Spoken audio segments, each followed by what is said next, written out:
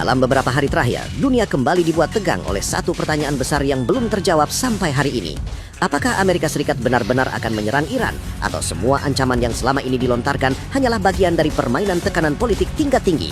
Pertanyaan ini mencuat setelah perubahan sikap yang sangat mencolok dari Presiden Amerika Serikat, Donald Trump, yang sebelumnya berbicara dengan nada keras, agresif, bahkan terkesan siap menekan tombol perang, lalu tiba-tiba melunak dan menyatakan bahwa pembunuhan terhadap demonstran di Iran telah berhenti dan situasi sedang dipantau.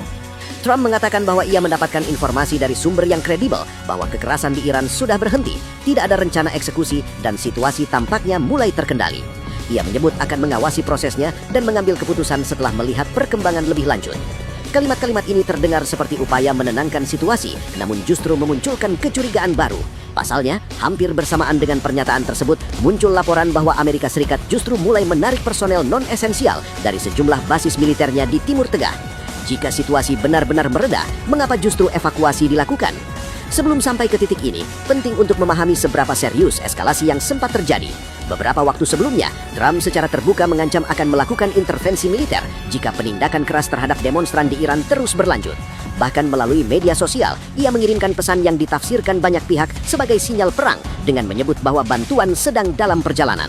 Kalimat ini bukan sekedar retorika biasa. Dalam dunia geopolitik, kalimat seperti itu bisa berarti pengerahan kekuatan militer, operasi rahasia, atau bahkan serangan udara yang tinggal menunggu perintah. Ancaman tersebut langsung memicu reaksi berantai. Dunia internasional reaksi cepat. Media global ramai memberitakan kemungkinan perang besar di Timur Tengah. Iran tidak tinggal diam. Pemerintah Teheran secara terbuka menyatakan bahwa setiap agresi militer akan dibalas dengan serangan yang setimpal. Iran menegaskan bahwa mereka tidak akan menjadi target empuk seperti negara-negara lain yang pernah diserang Amerika Serikat. Mereka menyampaikan bahwa serangan apapun terhadap kedaulatan Iran akan dibayar mahal. Namun di tengah ketegangan yang memuncak itu, tiba-tiba Trump mengubah nada bicaranya.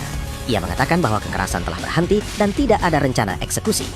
Secara sekilas, ini terlihat seperti kabar baik, seolah-olah dunia selamat dari satu konflik besar. Tapi bagi para analis, pernyataan ini justru memunculkan tanda tanya besar. Apakah benar ini soal kemanusiaan, ataukah ada tekanan lain yang jauh lebih besar dan tidak diungkap ke publik? Jawabannya mulai terlihat ketika laporan-laporan intelijen dan media internasional mengungkap pergerakan militer Amerika Serikat. Beberapa basis besar di Timur Tengah mulai mengevakuasi personel non-esensial. Salah satu yang paling disorot adalah Pangkalan Udara Al-Udeid di Qatar, basis terbesar Amerika Serikat di kawasan tersebut yang menampung ribuan personel militer. Evakuasi ini bukan hal sepele. Ini adalah langkah pencegahan yang biasanya dilakukan ketika risiko serangan balasan dianggap nyata dan serius. Langkah ini mengirimkan satu pesan yang sangat jelas. Amerika Serikat tidak sepenuhnya yakin bahwa situasi aman. Bahkan jika Trump berbicara tentang penghentian kekerasan, Pentagon dan komunitas intelijen tampaknya bersiap menghadapi skenario terburuk. Artinya, opsi militer tidak pernah benar-benar dicabut dari meja. Ia hanya ditunda, disamarkan, atau dikemas dengan bahasa yang lebih hati-hati. Di titik inilah faktor regional mulai memainkan peran penting. Salah satu kejutan terbesar datang dari Arab Saudi. Selama ini, Saudi dikenal sebagai rival utama Iran di Timur Tengah. Dua negara ini bersaing dalam pengaruh regional, ideologi, dan kekuatan politik. Namun, dalam situasi ini, Saudi justru mengambil sikap yang tidak terduga. Mereka secara tegas menyampaikan penolakan terhadap rencana serangan militer Amerika Serikat ke Iran. Arab Saudi menilai bahwa serangan tersebut hanya akan menciptakan destabilisasi besar di kawasan dan justru berdampak balik pada negara-negara Tuluk, termasuk mereka sendiri. Lebih jauh lagi, Saudi menyampaikan bahwa mereka tidak akan mengizinkan wilayah udaranya digunakan untuk serangan terhadap Iran. Sikap ini adalah sinyal keras. Ini bukan sekedar pernyataan diplomatik, melainkan pembatasan nyata terhadap opsi militer Amerika Serikat. Jika Saudi menutup ruang udara, maka skenario serangan menjadi jauh lebih rumit. Ini menunjukkan bahwa bahkan sekutu dekat Amerika Serikat pun mulai berhitung ulang. Mereka melihat resiko perang dengan Iran terlalu besar dan terlalu berbahaya untuk ditanggung bersama.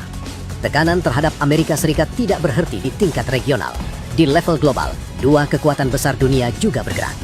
China dan Rusia secara terbuka menyatakan sikap mereka.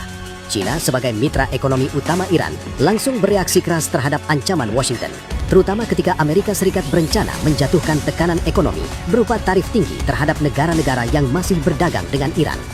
Bagi Beijing, ini bukan hanya soal Iran. Ini adalah soal kedaulatan ekonomi dan penolakan terhadap dominasi sepihak Amerika Serikat. China menyampaikan pesan dingin namun tegas. Setiap tekanan terhadap mitra strategis mereka akan dibalas dengan konsekuensi yang setimpal. Ini bukan gertakan kosong. Dalam konteks perang dagang dan rivalitas global, China melihat Iran sebagai bagian dari peta besar perlawanan terhadap hegemoni Amerika. Sementara itu, Rusia juga mengirimkan sinyal yang tidak kalah keras. Moskow mengecam rencana Amerika Serikat sebagai provokasi berbahaya yang dapat memicu konflik besar. Rusia menyampaikan bahwa mereka tidak akan tinggal diam jika Iran diserang. Dukungan Rusia tidak hanya bersifat diplomatik, tetapi juga mencakup potensi bantuan militer dan perlindungan politik di forum internasional seperti PBB. Dengan kata lain, menyerang Iran berarti berhadapan langsung dengan kepentingan Rusia dan China sekaligus. Kombinasi dukungan global dan regional inilah yang mulai membentuk tembok geopolitik di sekitar Iran. Berbeda dengan kasus-kasus sebelumnya, kali ini Iran tidak berdiri sendirian. Dan inilah yang memaksa Trump masuk kembali ke ruang strategi. Ancaman yang awalnya terdengar sederhana, kini berubah menjadi kalkulasi resiko yang sangat kompleks. Resiko militer, resiko ekonomi, dan resiko geopolitik bercampur menjadi satu. Laporan menyebutkan bahwa di Gedung Putih berlangsung rapat panjang Dewan Keamanan Nasional.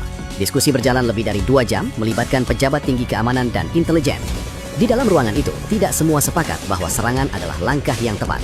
Banyak yang menilai bahwa resiko balasan Iran sangat tinggi. Serangan ke basis Amerika Serikat di negara-negara Teluk bisa terjadi kapan saja. Dampak ekonomi global juga menjadi momok yang tidak bisa diabaikan. Negara-negara Teluk pun dilaporkan melakukan lobi diam-diam. Mereka khawatir bahwa konflik terbuka akan menghancurkan stabilitas kawasan dan ekonomi mereka. Tekanan ini semakin mempersempit ruang gerak Trump. Ia tidak lagi hanya berhadapan dengan Iran, tetapi juga dengan kekhawatiran sekutu dan tekanan dari kekuatan besar dunia. Di sisi lain, Iran sendiri tidak hanya bersikap defensif. Mereka juga aktif menyampaikan pesan ke dunia internasional.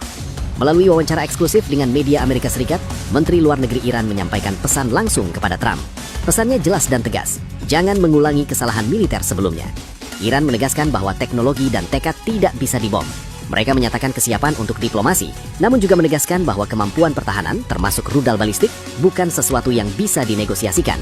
Pernyataan ini adalah kombinasi antara peringatan dan ajakan. Iran menunjukkan bahwa mereka tidak mencari perang, tetapi juga tidak akan tunduk pada ancaman. Ini adalah bahasa kekuatan yang dibalut diplomasi. Lalu muncul pertanyaan besar, apakah ini berarti opsi militer benar-benar dibatalkan? Jawabannya sejauh ini adalah tidak. Trump belum secara resmi mencabut ancaman. Ia hanya menunda, mengamati, dan membuka ruang untuk opsi lain seperti serangan terbatas atau operasi cyber. Iran pun tetap dalam status siaga tinggi. Wilayah udara ditutup, pertahanan udara ditingkatkan, dan militer bersiap menghadapi segala kemungkinan. Situasi ini menggambarkan satu hal yang sangat jelas. Dunia saat ini berada di titik keseimbangan yang rapuh. Satu keputusan, satu provokasi kecil bisa mengubah segalanya. Trump yang dikenal impulsif dan sering bertindak mendadak membuat situasi semakin sulit diprediksi.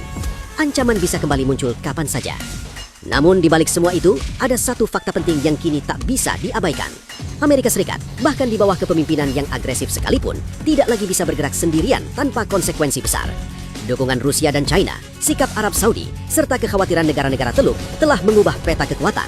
Kalkulasi Trump berubah, nada keras bergeser menjadi kehati-hatian. Ini bukan berarti bahaya telah berlalu. Ketegangan masih tinggi, militer masih siaga, dunia masih menahan napas. Namun satu hal kini semakin jelas, Iran kali ini tidak sendirian, dan Amerika Serikat untuk pertama kalinya setelah sekian lama benar-benar dipaksa untuk berpikir 2 kali sebelum menekan tombol perang.